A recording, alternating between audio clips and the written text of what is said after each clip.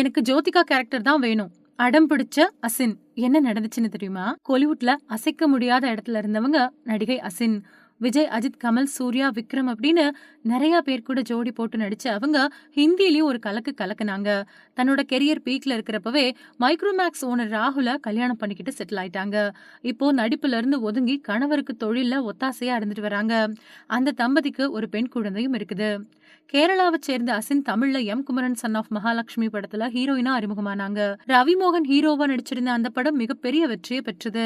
அந்த படத்தோட வெற்றிக்கு பின்னாடி அசினுக்கு தொடர்ந்து வாய்ப்புகள் கிடைச்சது. அதுபடி விஜய், அஜித், சூர்யா, கமல், விக்ரம் அப்படின்னு தமிழ்ல அவங்க நிறைய கேரக்டர்ல நடிச்சிருக்காங்க. இருந்தாலும் அவங்கள அத்தனை பேரும் தலை மேல தூக்கி வச்சு கொண்டாடினது, இன்னமும் கொண்டாடிக்கிட்டு இருக்கிற கேரக்டர் அப்படின்னு சொன்னா அது கஜினி படத்துல அவங்க ஏற்றிருந்த கல்பனா கேரக்டர் தான். அந்த கேரக்டர்ல குறும்பு, காதல், ஏக்கம் அப்படின்னு அத்தனையும் கலந்து கட்டி நடிச்சிருப்பாங்க. அந்த கேரக்டர் தான் அவங்களுக்கு ஹிந்திலயும் அறிமுகமாகறதுக்கு முக்கியமான காரணமா அமைஞ்சது. கஜினி படத்தோட ஹிந்தி ரீமேக்ல அறிமுகமான அசின் அங்க முதல் படத்திலேயே பெரிய வெற்றியை பெற்றாங்க. அதுக்கப்புறமா முழுக்க முழுக்க அவங்க பாலிவுட்லயே கவனம் செலுத்த ஆரம்பிச்சிட்டாங்க. சல்மான் கான், அக்ஷய் குமார் கூட ஜோடி சேர்ந்தாங்க. அப்படிப்பட்ட சூழல்ல படப்பிடிப்புக்காக இலங்கைக்கு போனதால அவங்களுக்கு தமிழ்நாட்டுல கண்டனங்களும் எழுந்துச்சு. இதுக்கிடையில அக்ஷய் குமார் மூலமா மைக்ரோமேக்ஸ் ஓனர் ராகுல் சர்மா அசினுக்கு பழக்கமானாங்க. அந்த பழக்கம் நாளடைவுல காதலா மாறிச்சு. கெரியர் பீக்ல இருக்கிறப்பவே கல்யாணம் பண்ணிக்கிறதுக்கு பெரும்பாலான நடிகைகள் ஒத்துக்க மாட்டாங்க.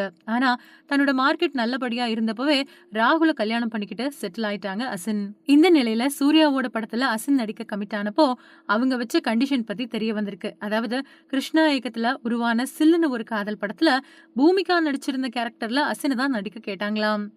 ஆனா அசினோட அப்பாவோ பூமிகா கேரக்டர் வேணாம், ஜோதிகா கேரக்டர் வேணும் அப்படின்னு கேட்டிருக்காரு.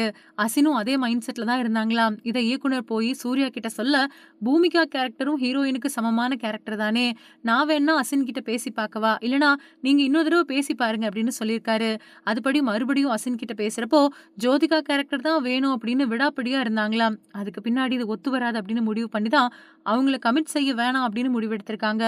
இத தயாரிப்பாளர் பாலாஜி பிரபுவே ஒரு பேட்டியில சொல்லியிருக்காரு.